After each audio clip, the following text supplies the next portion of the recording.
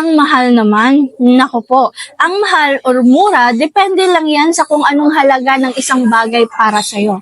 Take for example, cellphone. Yung iba, hindi kumukurap na bumibili sila or nagpapalabas sila ng 50,000 to 100,000, makabili lang ng the latest iPhone. Yung iba pa nga, umuutang, naglo-loan, nag-home credit para lang meron silang ganyan. Why is that? It is because they know its worth. Status symbol nila yan. Yung iba naman din, nagrereklamo na napakamahal na daw ng bilihin ngayon.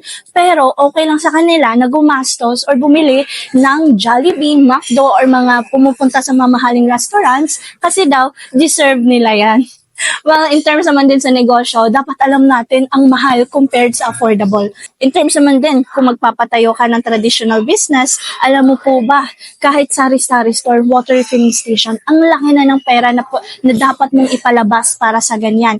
Hindi mo pa tinitake into account yung gastos pa sa pagkuha ng permit, mag-rent ka ng place, magpapatayo ka sa tindahan mo, tapos meron pang bayarin sa kuryente, sa tubig, sa mga paninda mo, sa tauhan mo, aka mahal. Compared naman din dito sa ating online platform na napaka-affordable at napaka-convenient mong gawin.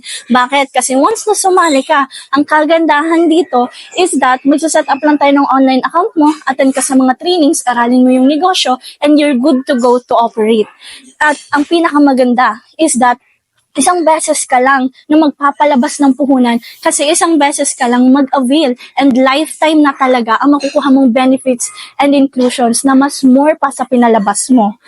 Guys, dito po sa EOTG Empire, this is the best opportunity na pwede mong makita sa online. Alam niyo po ba, mag-attend ka sa mga events natin para naman din makita mo ang halaga at makita mo kung gaano nakadaming mga tao ang natulungan natin dito.